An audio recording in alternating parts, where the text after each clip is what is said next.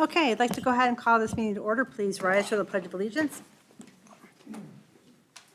I pledge allegiance to the flag of the United States of America and to the republic for which it stands, one nation, under God, indivisible, with liberty and justice for all.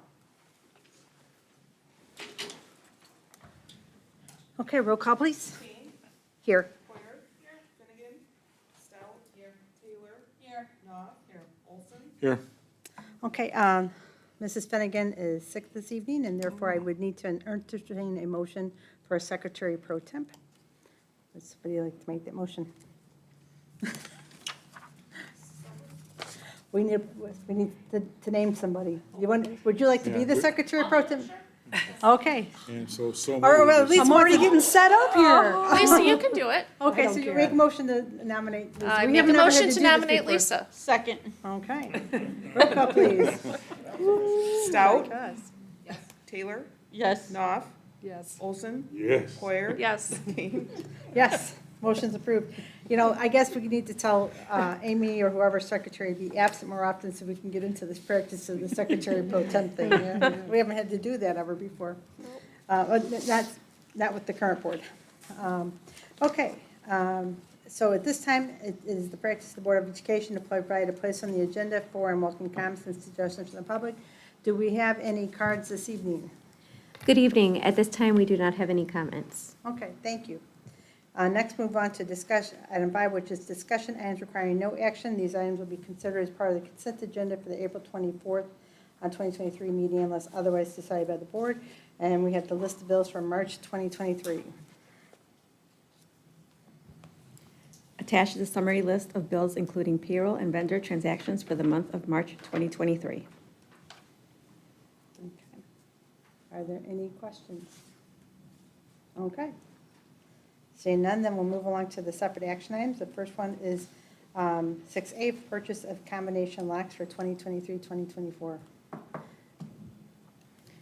We are recommending that the Board of Education accept the lowest responsive and responsible bid for combination locks from Independent Hardware in the amount of $7,410.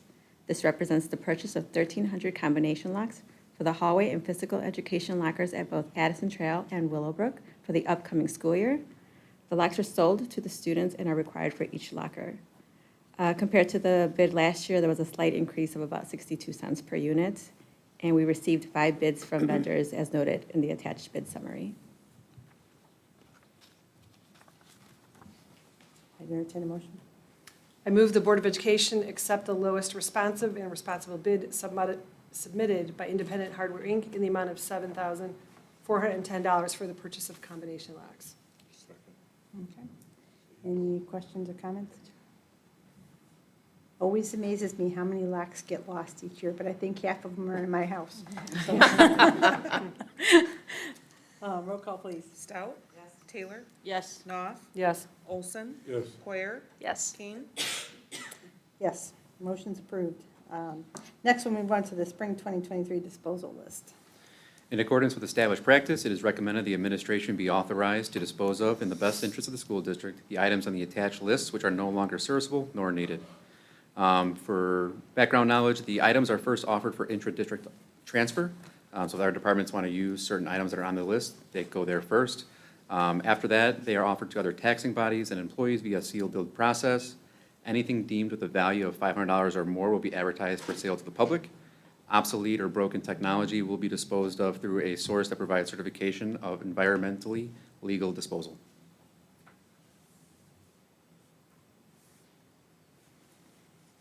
Okay. Entertain a motion. I move the Board of Education authorize the administration to dispose of listed equipment and materials in the best interest of the district. Second. Okay. Any questions or comments? I assume like all the laptops have been cannibalized and. Yeah, they use a lot of them for parts and pieces, and then whatever left, out the door it goes. There's really probably no real value to any of those. Okay. Okay, roll call, please. Taylor. Yes. Knopf. Yes. Olson. Yes. Poyer. Yes. Stout. Yes. Kane. Yes, motion is approved. Next, we'll move on to item 6C, which is the purchase of copy paper for 2023-24. We are recommending that the Board of Education accept the lowest responsive and responsible bid for copy paper from Independent Hardware in the amount of $7,410. This represents the purchase of 1,300 copies of We are recommending the Board of Education accept the lowest responsive and responsible bid submitted by Murnane Paper Company in the amount of $81,623 for the purchase of non-recycled copy paper for the upcoming school year. School code calls for the utilization of recycled paper unless the Board of Education deems it not economically feasible and practical. What we've seen in the past has been that the recycled paper carries a premium of about 11% more than the non-recycled paper. However, in the recent bid, we did notice that both the white and colored paper saw a reduction in the per case price year over year. The white paper was down about 3% and the colored paper down about 4.6%. We did receive responses from about 6 vendors, as noted in the attached summary. When talking with Murnane Paper Company, we've used them a couple years ago to buy their paper. He did mention that while the prices are coming down, he doesn't believe we'll ever get to the pre-pandemic level paper pricing. So these prices may be here for a little while to stay. Entertain a motion? I move that the Board of Education accept the lowest responsive and responsible bid submitted by Murnane Paper Company in the amount of $81,623 for the purchase of non-recycled copy paper for the 23-24 fiscal year. Okay, any questions or comments? Seeing none, roll call, please. Knopf. Yes. Olson. Yes. Poyer. Yes. Finnegan. Sorry. Stout. Yes. Taylor. Yes. Kane. Yes, motion's approved. Next, move on to item 6D, purchase of walk-behind floor scrubbers. We are recommending the Board of Education accept the lowest responsive and responsible bid from Warehouse Direct for the purchase of 2 Tomcat Hero walk-behind floor scrubbers in the total amount of $19,065.98. These floor scrubbers will be for the Buildings and Ground Department, 1 for each school. The scrubbers come with a 3-year warranty for parts and 2-year warranty for labor. The pricing came in approximately $11,000 under budget. We did receive 2 responses for this solicitation. The response that we received from Warehouse Direct was using cooperative pricing, so a contract they were awarded for a competitively bid Tomcat walk-behind floor scrubber. So we feel good about using the 2 vendors and not going back out looking for a third. Especially since it came in below. Yes. That doesn't happen often. 2 for 2 was not, I haven't not been accustomed to numbers going down recently, so these are pretty favorable. Okay, entertain a I motion. move that the Board of Education approve the lowest responsive and responsible bid from Warehouse Direct for the purchase of 2 Tomcat Hero walk-behind floor scrubbers in the total amount of $19,065.98. Second. Okay, any questions, comments? Roll call, please. Olson. Yes. Poyer. Yes. Stout. Yes. Taylor. Yes. Knopf. Yes. Kane. Yes, motion's approved. Next, we have item E, architect professional services. We do. I'm pleased to present this evening after kicking off our process in January with a request for qualifications. I certainly appreciate the board members who've cooperated with us along the way in this selection. Moved it from 10 who submitted proposals down to 4 finalists interviewed and now have a recommendation. Pleased to present Archon Associates, Inc. To provide the architectural services for the Addison Trail renovation project. Again, that includes culinary arts, the art classrooms, the vocational areas, some of the graphic arts, esports, Blazer News, the areas that we had typically been talking about for the last 4 months throughout our process. So we've reached what you would call a negotiated agreement. The first part of the process is to select the firm before you talk about fees. We've gone through the process of now negotiating fee and working through with our attorney and theirs on what they call the standard form of agreement. It's American Institute of Architects standard form. They start there and then we work through all the language and each party finds a place where we can compromise and we've reached that point. So now we have a recommendation to the board here. What we're recommending is a schedule, a fee schedule that's based on a tiered pricing, if you will. So it allows for, as the project value goes up, you will see the percentage goes down. Right now, we do not obviously have a stated value for this project, the scope of which we've talked in general, right? But we've not gotten into the details of having a concept budget. And so right now, it's a range, and as you're seeing, it's between 2 and 6 million. We've used an estimated 3 million for now. But as you can see, as we work through that with the board and concepts are brought forward, there'll be a number of those conversations and iterations, I'm sure, and you drill it down into the point of where you think your range is going to be in terms of the scope for each of the respective areas, and then setting that stated limitation cost, if you will. And that's what will determine the final fee. But certainly within this range and within this banding, the district is in a good position as you look to proceed. They have a lot of experience in schools, extensive. They're right here in the Lombard area, so very close, and they know what we're looking for in terms of this type of work. So I'm very pleased to be able to reach this agreement with them and make this recommendation this evening to the Board of Education. I move that the Board of Education approve the standard form of agreement between owner and architect as amended with Archon Associates, Inc. Questions, comments? Roll call, please. Stout? Yes. Taylor? Yes. Knopf? Yes. Olson? Yes. Poyer? Yes. Kane? Yes, motion's approved. Thank you. Next, we have the item 6F, Special Education Transitions Renovation Project bid. We're recommending to the Board of Education the lowest responsible and responsive base bid of $513,000 from Paul Borg Construction Company to complete the renovations in the special education transition classrooms here in the district office. So the existing life skills kitchen, as well as the lower classroom that can now be converted into more useful space. Paul Borg is actually the same contractor that the concession renovations have been awarded to. So we received some competitive bids. And at this point, I want to make sure you know that $35,000 contingency is included in that 513. So if any is remaining and not needed, that would be returned back to the district. This comes in under budget. Certainly pleased. That has not been, as Ryan said earlier, the trend. So very pleased to finally have that take place. And then funding for this will be coming from two sources. Initially, the IDEA federal called ESSER. We have about $190,000 that's remaining to be able to put towards this project. And then the balance of that would come from our district reserves in terms of commitment of our financial resources from the Operation and Maintenance Fund. So that is our recommendation this evening. We're looking to earmark that standard CPPRT or corporate personal property, that one-time money that has been arriving for the past 2 years and expected to sunset soon. So that is a good use of one-time money for a one-time project. I move that the Board of Education accept the lowest responsible and responsive base bid of $513,000 from Paul Borg Construction Company for the special education transitions classroom renovation. Second. Okay.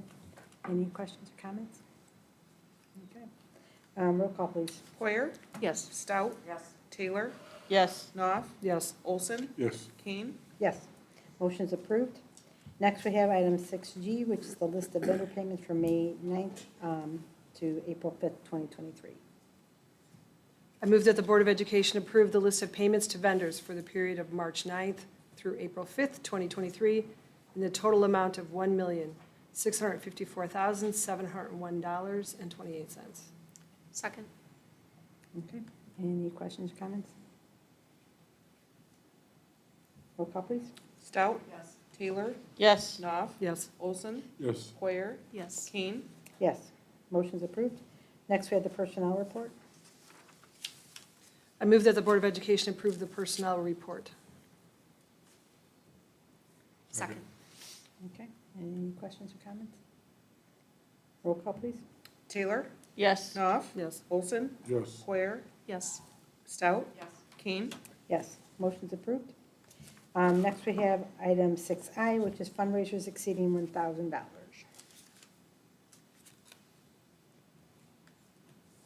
on, I'm catching up.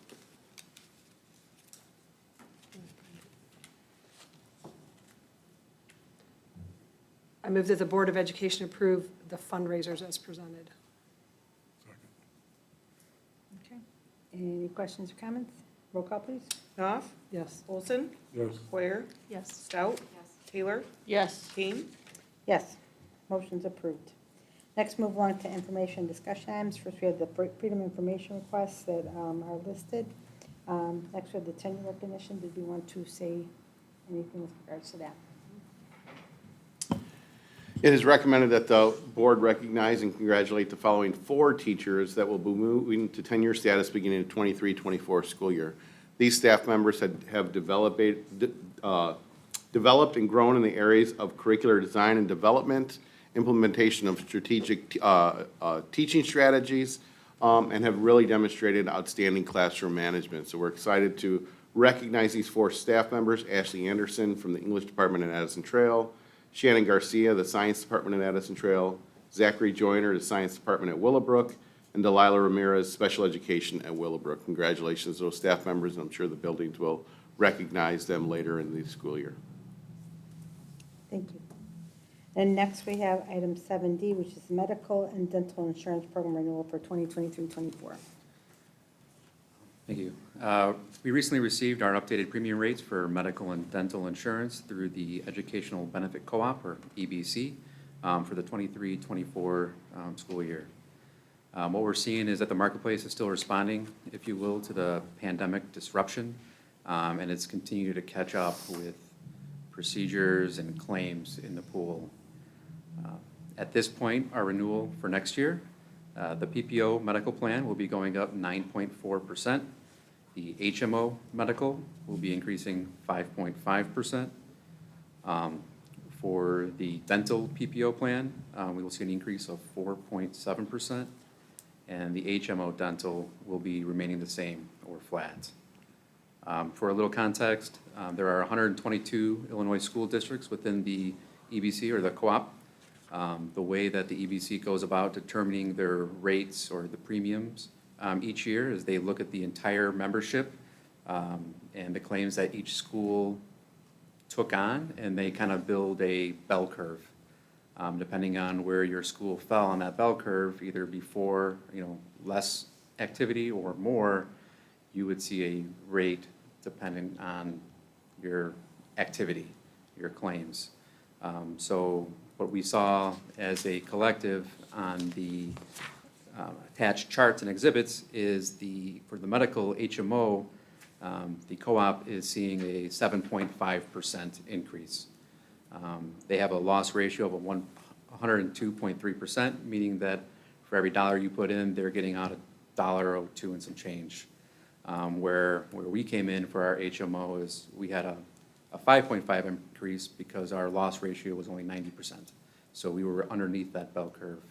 And it was the same for the PPO medical, where we were getting a 9.4% for our claims, almost getting enough dollars out as we're putting in, 101% loss ratio. The pool itself saw a 10.4% increase because their ratio, the average was 108.2%. So it's kind of, I don't want to say it's good, but we are experiencing a less active claim process. And so we are seeing our discount premium, our share of that for our staff. While it's not a good rate to see on paper, 9.5 is, or 9.4 is quite a bit. If you look at the 5-year trend of where we have been historically, we're averaging about 5%, which is pretty much on par with the pool. They're at 5.26. So our activity is spot on with where we would expect to be. It's not unfortunate, it's more so catch up. We hope that these rates start to fall off here soon. Well, it's also a reflection that we have a younger staff in a lot of ways, and although they're starting to age. Yes, yes. But thankfully, we haven't had any major illnesses. And one of the reasons we've put in, they do cap the losses each year in terms of what goes into your loss ratio calculations, so that if there are any catastrophic ones, there's a limit on everybody, because those do happen. But we wanted to provide the same history we've done in the past, perhaps even more perspective this year because of that. So you can see throughout the data we provided that there have been some really good years. This just is unfortunately, again, falling out of the not so good years in terms of the post-pandemic. Even the cooperative, the EBC, is struggling right now, having back-to-back high increases in the past 2 years. They did not have enough reserves. And one of the benefits of having a cooperative to do your insuring is that in the good years, obviously, they can build up the reserves, and the bad years, you take some of the reserves and put it towards it. And this timing-wise just didn't work. There's not enough reserves. We're actually below the established threshold in the bylaws, so they could not contribute to try to buy the rate down. And it's unfortunate that we've had 2 back-to-back years like this, so we're hoping that things level off sooner going into 24, 25. It's still better with the co-op than if we were not part of the co-op. Absolutely, yeah. The trend that we're seeing that they've shared with us is exponentially higher and very scary. Okay. Any other questions? Okay. Then we'll move along then to the fun part of the evening, the preliminary property tax extension for 2022. So the county clerk has finalized the property tax extension that we asked for back in November and adopted in December. The request was for 7%, and that was mostly because we didn't know what the EAV rates increase was going to be, as well as, more importantly, we didn't know what new property growth was going to be. So we actually received an extension that reflects a total increase of just about 3.5 million, or 5.9%. In comparison to what we had budgeted for the 22-23 year, the final extension is $161,730 more, or 0.26 more than we estimated in that extension. Some of the highlights include the net of CPIU at 5%, the new property. New property came in strong. It came in a little over $30 million, $30,391,210, which contributed to 0.9% of additional property tax revenue. For context, we had an estimate of about $28 million in there, which was higher than our conversations with the township's office.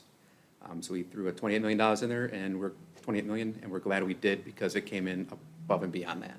So we're happy that we asked for more, and that's really just having conversations with the township assessor's office, and it came in almost $2.4 million more than that estimate.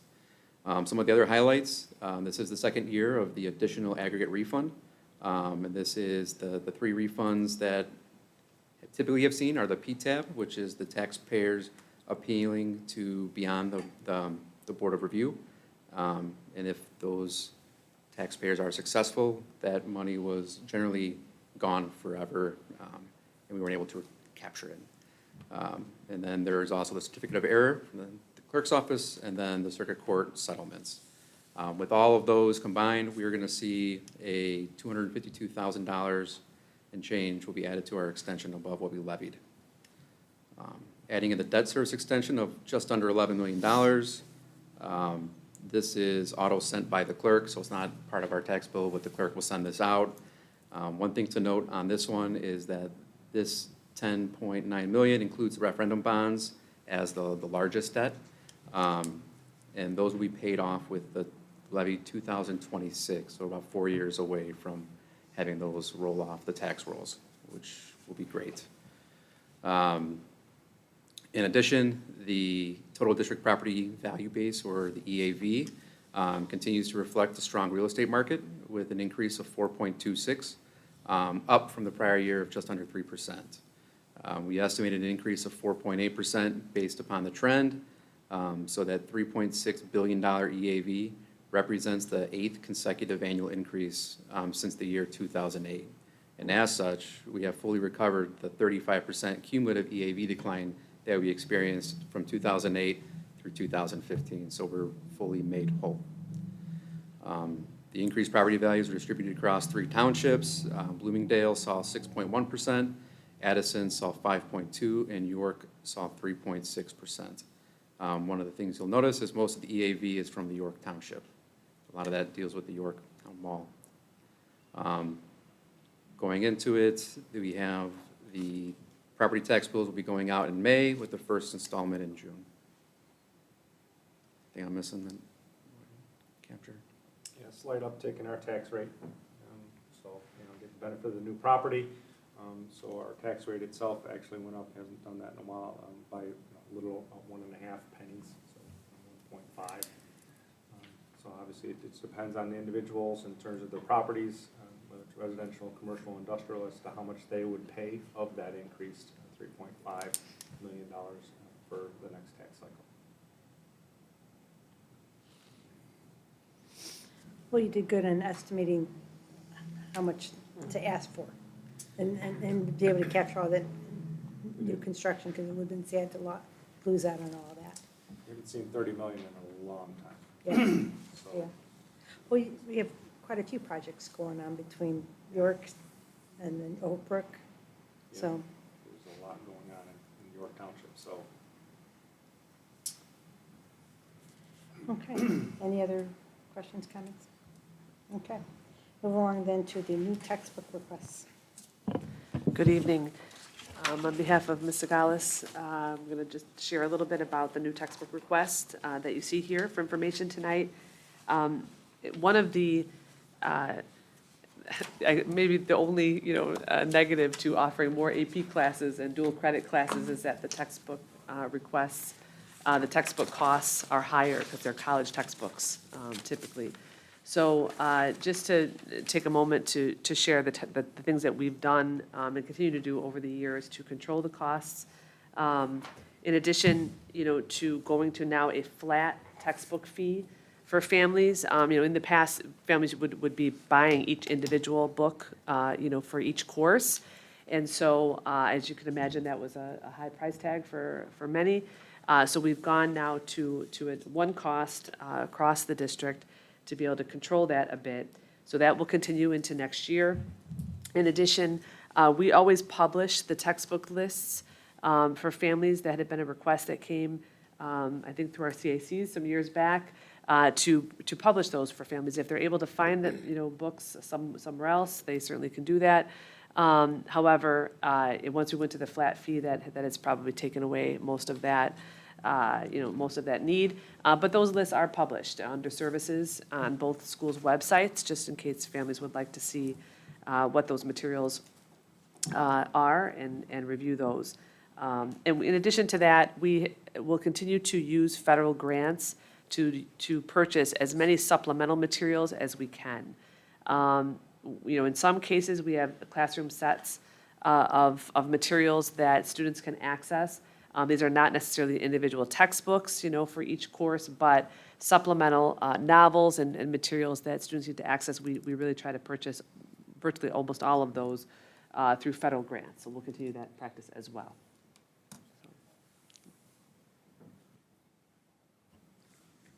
Okay, any questions? Seeing none, we'll move along then to the proposed 2024-25 school calendar. Is it really that time already? It's only April. Jeez. So tonight, for your initial review, is the first draft of the 24-25 calendar. We draft these together with our a committee of teachers as well through our teacher union, and we share this and collaborate as well with the associated elementary districts. So try to the extent we can, coordinate. Doesn't always work out, but we do make that attempt. This is also based on the DuPage County recommended calendar. We try to follow their lead in terms of timing of breaks and whatnot. So this is, again, first draft, so we're open to feedback on this. And once we've passed that time period and we're comfortable moving forward, we'll recommend approval at a later board meeting date.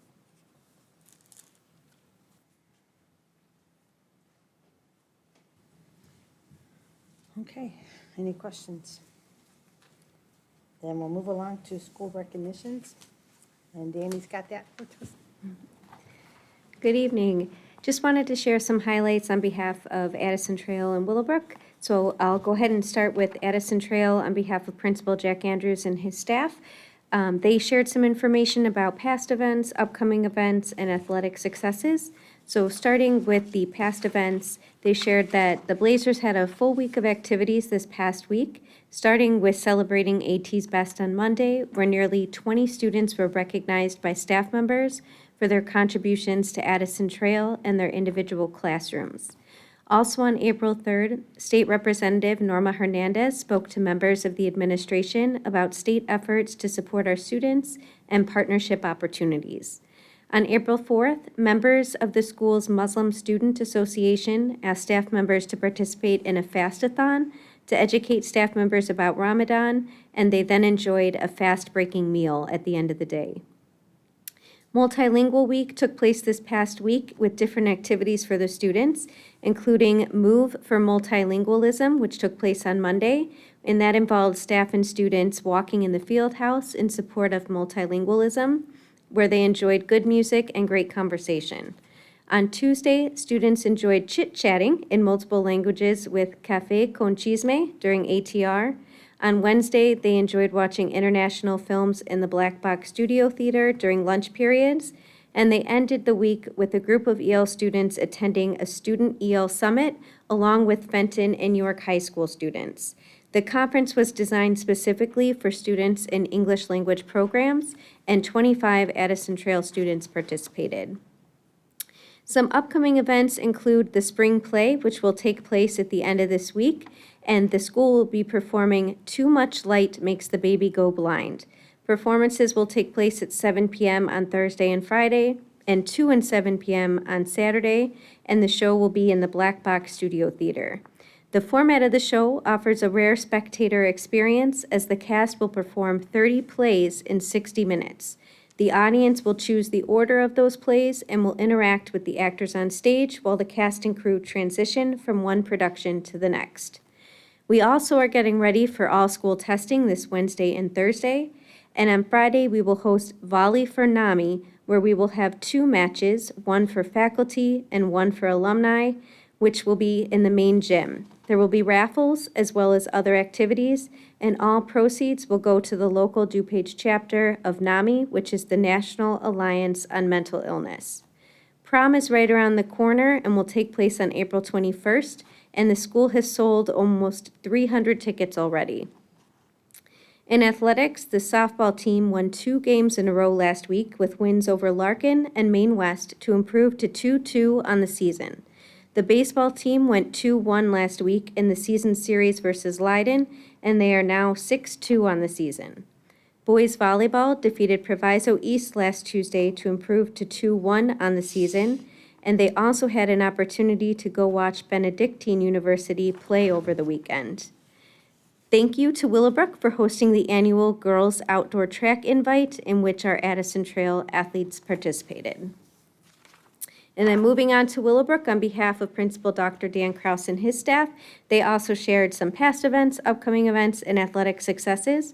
So some past successes, they would like to congratulate the cast, crew, and directors of Proof, which was their contest play this year, and they placed 5th overall at the IHSA State Drama Competition on March 24th. They also placed first in the technical category, and each cast member was named to the All-State cast. The entire group also was presented with the Sportsmanship Award. They also mentioned the SAT and state assessments coming up this week. So students will complete the state assessments. Juniors will complete the SAT with the essay on Wednesday, April 12th, and the Illinois Science Assessment on Thursday, April 13th. Sophomores will complete the PSAT 10 on Wednesday, April 12th, and freshmen will complete the PSAT 8-9 on Thursday, April 13th. In athletics, they would like to congratulate the badminton team on their 6th place finish at the Willowbrook 12-team Invitational. The baseball team split games this weekend against Oak Park River Forest, and they wish the best of luck to the team as they gear up to compete against Morton. In the boys' gymnastics, the Warriors won their conference victory over Leiden, 126.2 to 125, and they also had a 5th place finish at the 10-team Hinsdale Central Red Devil Canino Invitational. For boys tennis, congratulations to the Warriors on their 5th place finish at the Niles West Ken Rosen Tournament. In boys track and field, the Warriors will compete in the Glenbard West Hockey Invitational. In boys volleyball, they picked up their first victory of the season over Grant, 25-22 and 25-19, and they wish the Warriors the best of luck as they compete against Leiden next. In girls soccer, the Warriors won over Addison Trail 1-0 this week, and they wish the team best of luck as they begin competition in the Plainfield Classic this week. In girls track and field, the Warriors had a 3rd place finish out of 11 teams at the Willowbrook Invitational this past weekend, and they also celebrated the class of 2023. In softball, the softball team split games this weekend against Glenbard West, and they wish the Warriors the best of luck as they compete against Plainfield South next. In girls volleyball, they congratulate the team and Callie Kenny for her commitment to Marquette University. Some upcoming events they'd like to share is the Music Booster Club Trivia Night on April 15th, and the deadline to sign up is April 12th. They also will have a National Honor Society induction ceremony on April 19th. A Night at the Cabaret, which is a fundraiser for the Vocal Jazz Ensemble, will take place on April 20th. An Evening of Honors ceremony to recognize students in multiple honor societies will take place on April 25th, and prom will take place on April 29th. Thank you. Thank you. Next, any board member reports? It was kind of exciting to see all the barricades around the concession stand, and the whole front of it's gone. So I didn't know they had started that. That is exciting. It's been a long time coming. And then there's going to be the Dan Olson Grill still.